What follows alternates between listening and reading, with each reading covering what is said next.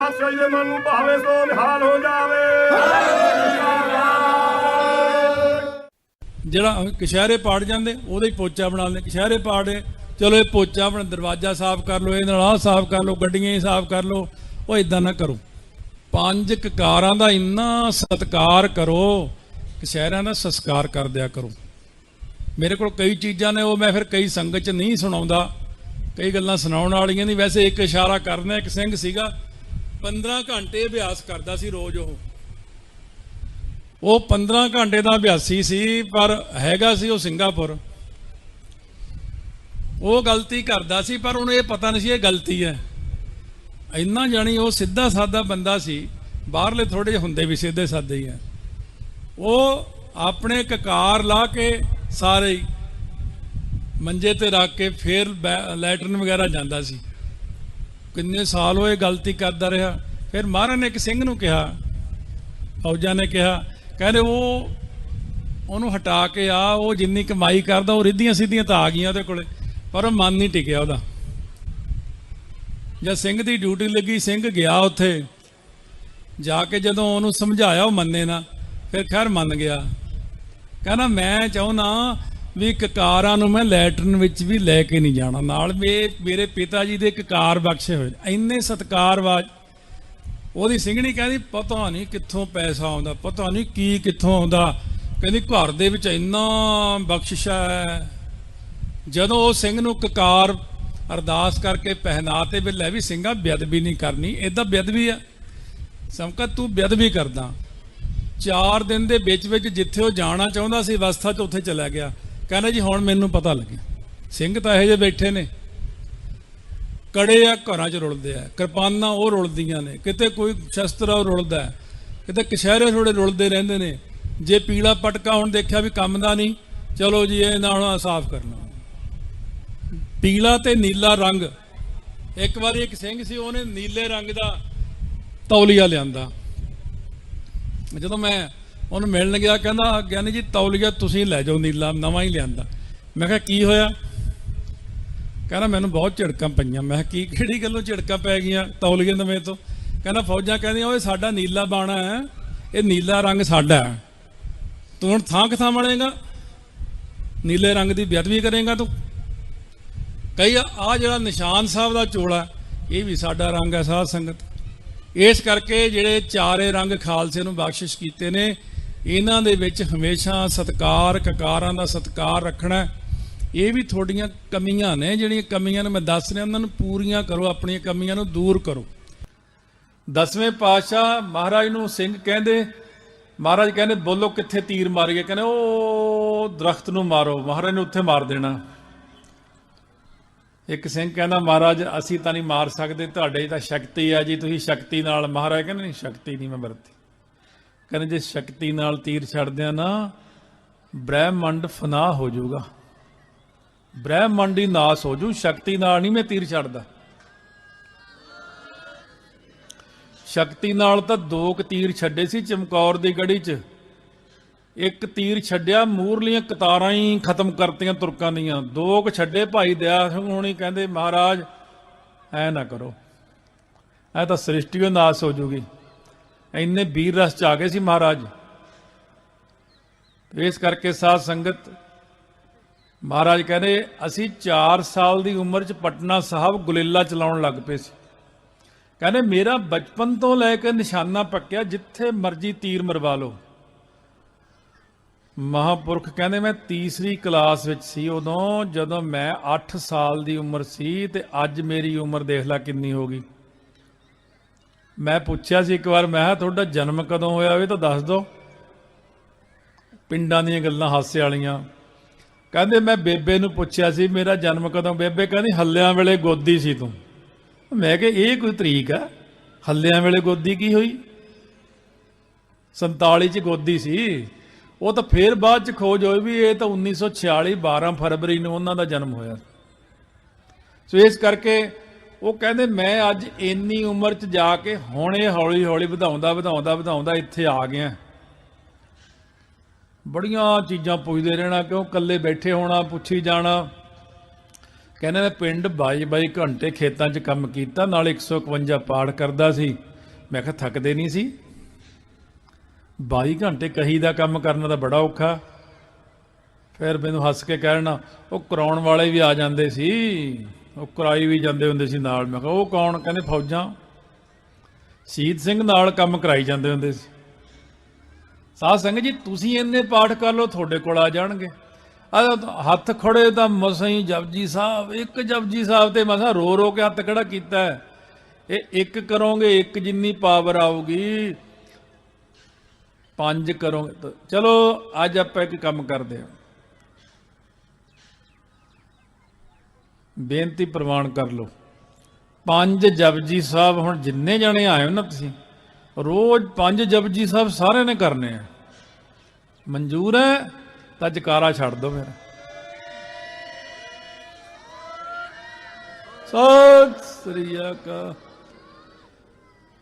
ਸਾਧ ਸੰਗਤ ਜੀ, ਔਖੇ ਨਹੀਂ ਹੈ ਜੇ ਅਸੀਂ ਮਨ ਬਣਾ ਲਓ ਨਾ। ਇਹ ਇੱਕ ਚੀਜ਼ ਹੁੰਦੀ ਹੈ, ਇਕਾਂਤ ਵਿੱਚ ਬੜੇ ਸੋਹਣੇ ਹੁੰਦੇ ਆ। ਰਾਤ ਨੂੰ ਬੈਠ ਜਾਓ, ਦਿਨੇ ਨਹੀਂ ਹੁੰਦੇ। ਦਿਨੇ ਤਾਂ ਫੋਨ ਆ ਗਿਆ, ਬੈਲ ਮਾਰਤੀ, ਆਹ ਕੰਮ ਹੋ ਗਿਆ, ਕੋਈ ਮਿਲਣ ਆ ਗਿਆ। ਐਨ ਰਾਤ ਨੂੰ ਟਿਕਵੀਂ ਰਾਤ ਵਿੱਚ 25 ਜਪਜੀ ਸਾਹਿਬ 2 ਘੰਟੇ 'ਚ ਹੋ ਜਾਂਦੇ। ਚਲ ਤੁਹਾਡੇ 3 'ਚ ਹੋ ਜਾਣਗੇ। ਤੇ 5 ਪਾਠਾਂ ਨੂੰ ਕਿਹੜਾ ਟਾਈਮ ਲੱਗਦਾ? 5 ਪਾਠ ਆਰਾਮ ਨਾਲ ਬੋਲ ਕੇ 1 ਘੰਟੇ 'ਚ, ਸਵਾ ਘੰਟੇ 'ਚ 5 ਪਾਠ। ਇਹ ਨਹੀਂ ਕਈ ਲੋਕ ਕਰਨਗੇ, ਜੇ 10 ਕੁ ਦਿਨਾਂ ਨੂੰ ਮਿਲ ਪਿਆ ਤੁਹਾਡੇ 'ਚ ਕੋਈ, ਉਹ ਗੱਲ ਜੀ ਨਹੀਂ ਬਣੀ। ਉਹ ਨਹੀਂ, ਗੱਲ ਨਹੀਂ ਬਣਨੀ ਇੱਦਾਂ। ਪਿੰਡ ਵਾਲਿਆਂ ਨੂੰ ਮੈਂ ਸਮਝਾਉਣਾ ਹੁੰਦਾ, ਆਹ ਕਣਕ ਹੁਣ ਇੰਨੀ ਦਿਖਦੀ ਆ ਨਾ ਤੁਹਾਨੂੰ, ਇਹ ਕਦੋਂ ਬੀਜੀ ਸੀ? ਕਹਿੰਦੇ ਇਹਨੂੰ ਤਾਂ ਇੰਨੇ ਮਹੀਨੇ ਹੋ ਗਏ। ਕਣਕ ਨੂੰ ਬੀਜਣ ਤੋਂ ਤੀਜੇ ਚੌਥੇ ਦਿਨ ਨੂੰ ਮਾੜੀ ਜੀ ਦਿਖਦੀ ਹੁੰਦੀ ਹੈ, ਤੇ 6 ਮਹੀਨਿਆਂ ਬਾਅਦ ਉਹ ਪੱਕ ਕੇ ਫਸਲ ਸਾਹਮਣੇ ਆਉਂਦੀ ਹੈ। ਤੁਸੀਂ ਜਪਜੀ ਸਾਹਿਬ ਦੇ 5 ਪਾਠ 6 ਮਹੀਨੇ ਤੱਕ ਕਰੋ। ਵੱਡਾ ਬਜਟ ਪਹਿਲਾਂ ਹੀ ਰੱਖੋ। ਜਿਨ੍ਹਾਂ ਨੇ, ਇੱਕ ਬੰਦਾ ਕੱਲ ਮੈਨੂੰ ਫੋਨ ਕਰਕੇ ਕਹਿੰਦਾ, ਇਹ ਜੀ ਬ੍ਰਹਮ ਗਿਆਨ ਜੇ ਲੈਣਾ ਹੋਵੇ। ਮੈਂ ਕਿਹਾ ਬਾਬਾ ਬਸ ਕਰ, ਛੋਟਾ ਮੂੰਹ ਬੜੀ ਬਾਤ, ਤੂੰ ਬ੍ਰਹਮ ਗਿਆਨ ਬਸ ਕਰ ਹੁਣ। ਮੈਂ ਕਿਹਾ ਬ੍ਰਹਮ ਗਿਆਨੀ ਦੀ ਧੂੜ ਮਿਲ ਜੇ ਨਾ, ਬ੍ਰਹਮ ਗਿਆਨੀ ਕਾ ਦਰਸ ਬੜ ਭਾਗੀ ਪਾਈ ਹੈ। ਮੈਂ ਤਾਂ ਇੰਨੇ ਨੂੰ ਹੀ ਬੜੇ ਵੱਡੇ ਭਾਗ ਸਮਝਦਾ। ਸਾਧ ਸੰਗਤ, ਬ੍ਰਹਮ ਗਿਆਨੀ ਬਣਨਾ, ਲੋਕੀ ਹਰੇਕ ਨੂੰ ਹੀ ਲਿਖ ਦਿੰਦੇ ਇਹ ਬ੍ਰਹਮ ਪੂਰਨ, ਅੱਜ ਹੋਰ ਅੱਖਰ ਲਾਤਾ, ਪੂਰਨ ਬ੍ਰਹਮ ਗਿਆਨੀ। ਜਿਹੜਾ ਲਿਖਣ ਵਾਲਾ ਉਹਨੂੰ ਪੁੱਛੇ ਵੀ ਇਹ ਪੂਰਨ ਬ੍ਰਹਮ ਗਿਆਨੀ ਤੈਨੂੰ ਕਿਵੇਂ ਪਤਾ ਲੱਗਿਆ? ਬ੍ਰਹਮ ਗਿਆਨੀ ਕੀ ਗਤ ਬ੍ਰਹਮ ਗਿਆਨੀ ਜਾਣਦਾ। ਇਹ ਤਾਂ ਬ੍ਰਹਮ ਗਿਆਨੀ ਨੂੰ ਹੀ ਪਤਾ ਕਿ ਇਹ ਬ੍ਰਹਮ ਗਿਆਨੀ ਹੈ, ਦੂਜਾ ਤਾਂ ਪਛਾਣ ਹੀ ਨਹੀਂ ਸਕਦਾ ਕਿ ਇਹ ਬ੍ਰਹਮ ਗਿਆਨੀ ਹੈ। ਮੈਂ ਹੰਸਾਲੀ ਵਾਲੇ ਮਹਾਂਪੁਰਖ ਸੱਚਖੰਡ ਵਾਸੀ, ਉਹਨਾਂ ਦੀ ਸੰਗਤ ਬੜੇ ਸਾਲ ਕੀਤੀ। 1987 ਤੋਂ ਲੈ ਕੇ ਮੈਂ ਉਹਨਾਂ ਕੋਲ ਜਾ ਰਿਹਾ। ਬਾਬਾ ਹਰਨਾਮ ਸਿੰਘ ਜੀ ਰਾਮਪੁਰ ਖੇੜੇ ਵਾਲਿਆਂ ਨੇ 9 ਸਾਲ ਸੰਗਤ ਕੀਤੀ ਹੈ।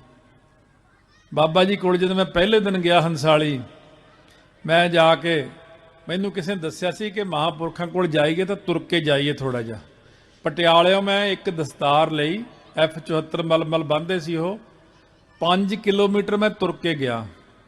ਫਿਰ ਗੱਡੀ 'ਚ ਬੈਠੇ, ਫਿਰ ਹੰਸਾਲੀ ਤੋਂ 1 ਕਿਲੋਮੀਟਰ ਉੱਤਰ ਕੇ ਫਿਰ ਤੁਰ ਕੇ ਗਏ। ਮੇਰੇ ਜਾਂਦਿਆਂ ਨੂੰ ਬਾਬਾ ਜੀ ਨੇ ਕਿਤੇ ਜਾਣਾ ਸੀ, ਤਿਆਰ ਬੈਠੇ ਸੀ ਸੋਟਾ ਲੈ ਕੇ, ਦੇਖੀ ਜਾਣ ਬਾਰ-ਬਾਰ। ਸਿੰਘਾਂ ਨੇ ਦੱਸਿਆ ਬਾਅਦ 'ਚ, ਕਹਿੰਦੇ ਕਾਫੀ ਦੇਰ ਦੇ ਤਿਆਰ ਹੋ ਕੇ ਬੈਠੇ, ਦੇਖੀ ਜਾਂਦੇ ਆ ਵੀ ਜਿਵੇਂ ਕਿਸੇ ਦੀ ਉਡੀਕ ਕਰ ਰਹੇ ਹੁੰਦੇ ਆ। ਮੈਂ ਗਿਆ, ਕਹਿੰਦੇ ਆ ਗਏ ਭਾਈ? ਮੈਂ ਕਿਹਾ ਹਾਂਜੀ। ਦਸਤਾਰ ਮੇਰੀ ਫੜੀ ਤੇ ਆਪਣੀ ਉਹ ਲਾ ਕੇ ਰੱਖਤੀ, ਉਹ ਬੰਨ੍ਹ ਲਈ ਮੇਰੀ। ਮਹਾਂਪੁਰਖ ਬ੍ਰਹਮ ਗਿਆਨੀ ਕੋਲ ਜਾਣਾ। ਮੈਂ ਦੁਬਾਰਾ, ਅਸੀਂ ਫੇਰ ਜਦੋਂ ਗਏ, ਮੈਂ ਕਿਹਾ ਵੀ ਅੱਜ ਪਰਖ ਲੈਣੀ ਹੈ ਵੀ ਜੇ ਇਹ ਅੰਤਰਜਾਮੀ ਨੇ ਤਾਂ ਮੇਰੇ ਦਿਲ ਦੀ ਗੱਲ ਦੱਸਣ। ਅਸੀਂ 5-4 ਜਾਣੇ ਸੀ। ਮਹਾਂਪੁਰਖ ਕੇਸੀ ਇਸ਼ਨਾਨ ਕਰਕੇ, ਵੱਡਾ ਸਰਾਣਾ ਲਾ ਕੇ ਪਲੰਘ ਤੇ ਬੈਠੇ, ਅੱਖਾਂ ਬੰਦ ਨੇ, ਚਿਹਰਾ ਪਰੇ ਨੂੰ ਹੈ। ਪਟਿਆਲੇ ਦੀ 3-4 ਸੰਗਤ ਮੇਰੇ ਨਾਲ। ਕਹਿੰਦੇ ਭਾਈ ਬਲੂ ਸਟਾਰ 'ਚ ਕੌਣ ਰਿਹਾ ਤੁਹਾਡੇ 'ਚੋਂ? ਮੈਂ ਖੜਾ ਹੋ ਗਿਆ, ਮੈਂ ਜੀ ਮੈਂ ਰਿਹਾ। ਕਹਿੰਦੇ ਸੰਤਾਂ ਬਾਰੇ ਕੀ ਖਿਆਲ ਹੈ? ਮੈਂ ਜੀ ਤਾਂ ਤੁਹਾਨੂੰ ਹੀ ਪਤਾ। ਕਹਿੰਦੇ ਉਹਨਾਂ ਦੀ ਅਵਸਥਾ ਕਿੰਨੀ ਕੁ ਵੱਡੀ ਸੀ? ਮੈਂ ਮਹਾਰਾਜ ਅਸੀਂ ਕੀ ਜਾਣੀਏ, ਇਸ ਤਾਂ ਅਣਜਾਣ ਬੱਚੇ ਆ। ਇੱਕ ਗੱਲ ਯਾਦ ਰੱਖੋ, ਜੇ ਕੋਈ ਪੂਰਨ ਪੁਰਖ ਮਿਲ ਜੇ ਨਾ, ਉੱਥੇ ਦਮ ਗਜੇ ਨਹੀਂ ਮਾਰੀ ਤੇ ਹਾਂਜੀ ਮੈਨੂੰ ਪਤਾ ਜੀ ਕਦੇ ਨਹੀਂ ਕਹੀਦਾ। ਉੱਥੇ ਹਮੇਸ਼ਾ ਉਹਨਾਂ ਨੂੰ ਕਹੀਦਾ ਮਹਾਰਾਜ ਸਾਡੀ ਤਾਂ ਬੁੱਧੀ ਥੋੜ੍ਹੀ ਹੈ ਜੀ, ਸਾਨੂੰ ਤਾਂ ਪਤਾ ਨਹੀਂ। ਪਤਾ ਤੇ ਮੈਨੂੰ ਸੀਗਾ ਅਵਸਥਾ ਦਾ। ਮੈਨੂੰ ਕਹਿੰਦੇ 7ਵੀਂ ਭੂਮਿਕਾ ਦੇ ਮਾਲਕ ਸੀਗੇ ਉਹ। ਸੱਤਵੀਂ ਭੂਮਿਕਾ ਦੇ ਮਾਲਕ ਸੀ ਮਹਾਂਪੁਰਖ। ਕਹਿੰਦੇ ਪਰ ਦੁਨੀਆ ਨੇ ਭਾਈ ਪਛਾਣੇ ਨਹੀਂ ਉਹ। ਮੈਂ ਕਿਹਾ ਇਹ ਤਾਂ ਹਾਂ ਮਹਾਰਾਜ, ਇਹ ਤਾਂ ਗੱਲ ਠੀਕ ਹੈ। 7 ਭੂਮਿਕਾ ਹੁੰਦੀਆਂ ਬ੍ਰਹਮ ਗਿਆਨ ਦੀਆਂ। ਸੁਭ ਇੱਛਾ, ਸੁਭ ਵਿਚਾਰਨਾ, ਤਨੂ ਮਾਨਸਾ, ਸਤਵਾ ਪਦ, ਅੰਸ਼ ਸਖਤ ਪਦਾਰਥਾ ਭਾਵਨੀ। ਅੱਗੇ ਆਉਂਦੀ ਹੈ 7ਵਾਂ ਪਦ ਕਿਹੜਾ ਆਉਂਦਾ? ਤੁਰੀਆ ਅਵਸਥਾ। ਤੁਰੀਆ ਅਵਸਥਾ ਸਤਿਗੁਰ ਤੇ ਹਰ ਜਾਨ। ਪਿੱਛੇ ਜੇ ਇੱਕ ਮਹਾਂਪੁਰਖਾਂ ਦੇ ਜੋੜ ਮੇਲੇ ਤੇ ਗਏ, ਉਹ ਕਹਿੰਦੇ ਥੋੜੀ ਜਿਹੀ ਕਥਾ ਹਾਈ ਲੈਵਲ ਤੇ ਸੁਣਾ ਦਿਓ। ਮੈਂ ਕਿਹਾ ਜੀ 7 ਵਚਨ ਸੰਗਤ ਤੁਹਾਡੀ ਕੈਚ ਕਰ ਲੂ ਇਹਨਾਂ ਚੀਜ਼ਾਂ ਨੂੰ। ਮੈਂ 7 ਭੂਮਿਕਾ ਬ੍ਰਹਮ ਗਿਆਨ ਦੀਆਂ ਸੁਣਾਈਆਂ, 2 ਦਿਨ ਲੱਗੇ, ਸੰਨ ਹੋ ਗਏ ਸਾਰੇ। ਕਿਆ ਬਾਤ ਹੈ। ਕਹਿੰਦੇ ਅਸੀਂ ਕਦੇ ਸੁਣੀਏ ਹੀ ਨਹੀਂ ਬ੍ਰਹਮ ਗਿਆਨ ਹੁੰਦਾ ਕੀ। ਇਸ ਕਰਕੇ ਉਹ 7ਵੀਂ ਭੂਮਿਕਾ ਦਾ ਮਾਲਕ ਜਦੋਂ ਹਜੂਰ ਸਾਹਿਬ 1974 ਚ ਪਹਿਲੀ ਵਾਰ ਸਾਧ ਸੰਗਤ 75 ਦੀ ਗੱਲ ਹੈ, ਜਦ ਦਰਸ਼ਨ ਹੋਏ ਮਹਾਂਪੁਰਖਾਂ ਨੂੰ, ਮਾਤਾ ਸਾਹਿਬ ਕੌਰ ਜੀ ਦੀ ਫੋਟੋ ਉਹਨਾਂ ਤੋਂ ਹੀ ਪੁੱਛ ਕੇ ਬਣਾਈ ਸੀ ਮੈਂ। ਕਲਗੀਧਰ ਮਹਾਰਾਜ ਨਾਲ ਬਚਨ ਵੀ ਹੋਏ ਸੀ। ਸਾਨੂੰ ਨਹੀਂ ਰਾਤ ਨੂੰ ਪਤਾ ਲੱਗਿਆ, ਤਾਂ ਸੌਂ ਗਏ ਸੀ। ਸਵੇਰੇ ਮੈਂ 3 ਮਹੀਨਿਆਂ ਬਾਅਦ ਮੈਨੂੰ ਦੱਸਿਆ ਵੀ ਦਰਸ਼ਨ ਹੋਏ ਸੀ। ਮੈਂ ਕਿਹਾ ਤੁਸੀਂ ਕੀ ਮੰਗਿਆ ਮਹਾਰਾਜ ਤੋਂ? ਕਹਿੰਦੇ ਮੈਂ ਤੁਹਾਨੂੰ ਕਿਸੇ ਨੂੰ ਦਰਸ਼ਨ ਹੋਣਗੇ ਨਾ, ਤੁਸੀਂ ਦੁਨਿਆਵੀ ਲੋਕ ਹੋ, ਤੁਸੀਂ ਗ੍ਰਸਤੀ ਹੋ, ਤੁਸੀਂ ਮਹਾਰਾਜ ਤੋਂ ਦੁਨਿਆਵੀ ਉਹ ਗੱਲਾਂ ਮੰਗੋਗੇ। ਮਹਾਰਾਜ ਪੈਸਿਆਂ ਦਾ ਬੜਾ ਔਖਾ, ਤੁਹਾਡਾ ਪਹਿਲਾ ਹੀ ਪ੍ਰਸ਼ਨ ਇਹ ਹੋਣਾ, ਨਿਆਣੇ ਨਹੀਂ ਆਖੇ ਲੱਗਦੇ, ਆਹ ਨਹੀਂ ਹੁੰਦਾ, ਆਹ ਨਹੀਂ ਹੁੰਦਾ। ਸੰਤਾਂ ਨੇ ਕੀ ਮੰਗਿਆ? ਸੰਤ ਜਰਨੈਲ ਸਾਹਿਬ ਨੇ ਕੀ ਮੰਗਿਆ 10ਵੇਂ ਪਾਤਸ਼ਾਹ ਤੋਂ? ਕਹਿੰਦੇ ਮਹਾਰਾਜ ਨੂੰ ਕਹਿਣ ਲੱਗੇ ਮੈਨੂੰ ਅਬਿਨਾਸੀ ਦਰਸ਼ਨਾਂ ਦੀ ਦਾਤ ਬਖਸ਼ੋ। ਅਸੀਂ ਵੀ ਹੁਣ ਮਾੜੇ ਮੋਟੇ ਪੜ੍ਹਦੇ ਸੀ, ਕਥਾ ਸਿੱਖਦੇ ਸੀ। ਮੈਂ ਕਿਹਾ ਉਦੋਂ ਅਸੀਂ ਇਦਾਂ ਹੀ ਬੋਲ ਲੈਂਦੇ ਸੀ। ਮੈਂ ਕਿਹਾ ਯਾਰ ਇਹ ਪਹਿਲੀ ਵਾਰ ਸੁਣਿਆ ਅਬਿਨਾਸੀ ਦਰਸ਼ਨ ਕੀ ਹੁੰਦੇ ਆ। ਕਹਿੰਦੇ ਜਰਰੇ ਜਰਰੇ 'ਚ ਉਹਦਾ ਪ੍ਰਕਾਸ਼ ਦਿਖਣਾ ਮੰਗਿਆ ਮੈਂ। ਰੂਹ ਹਰ ਦਰ ਜਿਸਮ ਗੁਰੂ ਗੋਬਿੰਦ ਸਿੰਘ ਮੰਗਿਆ ਮੈਂ। ਮੈਂ ਕਿਹਾ ਬੜੀ ਵੱਡੀ ਚੀਜ਼ ਮੰਗੀ, ਪਹਿਲੀ ਵਾਰ ਸੁਣਿਆ ਅਬਿਨਾਸੀ ਦਰਸ਼ਨ। ਨਾਸ ਨਹੀਂ ਹੁੰਦੇ ਜਿਹੜੇ।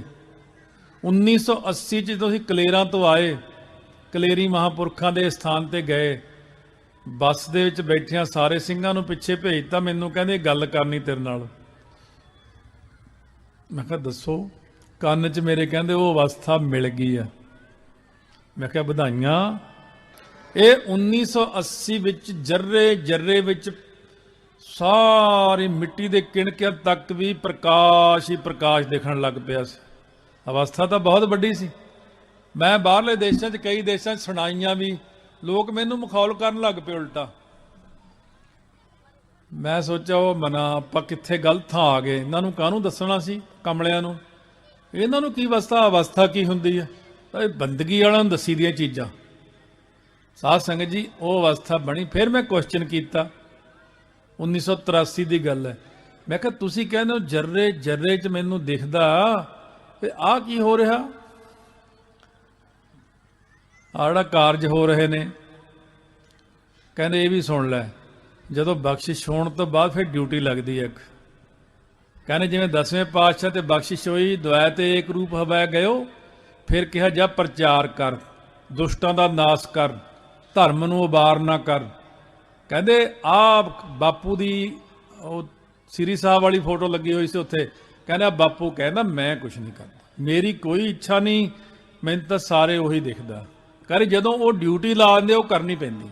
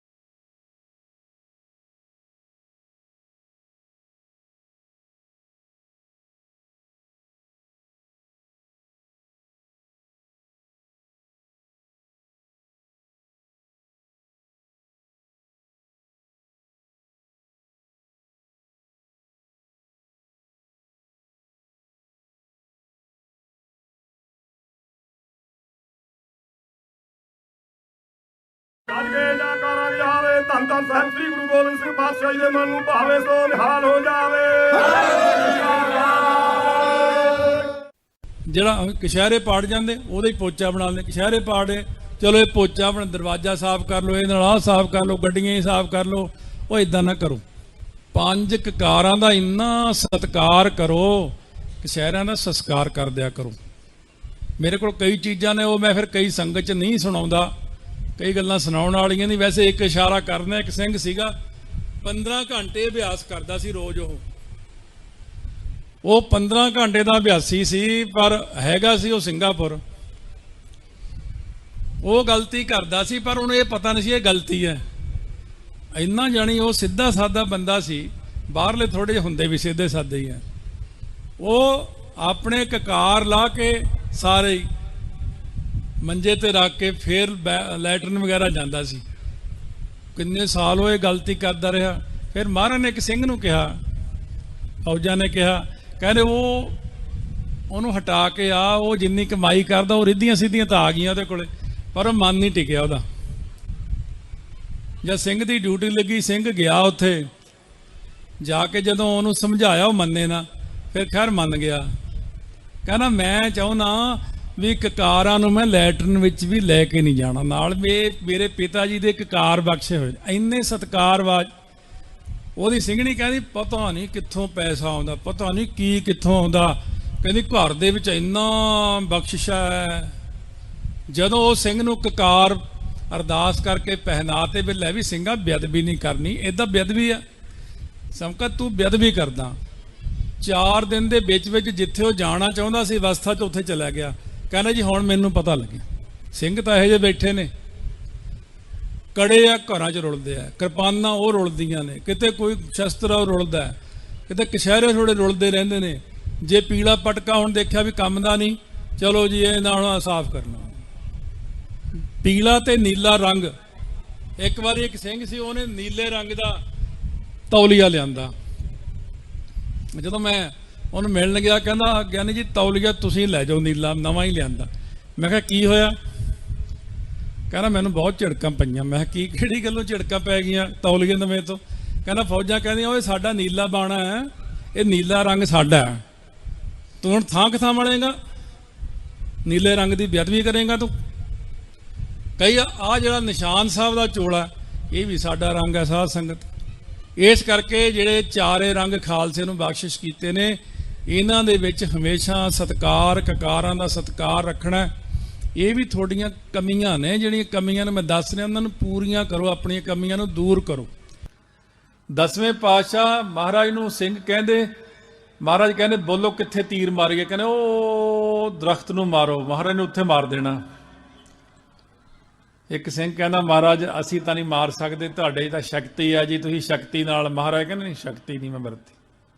ਕਹਿੰਦੇ ਜੇ ਸ਼ਕਤੀ ਨਾਲ ਤੀਰ ਛੱਡਦਿਆਂ ਨਾ ਬ੍ਰਹਿਮੰਡ ਫਨਾਹ ਹੋ ਜਾਊਗਾ।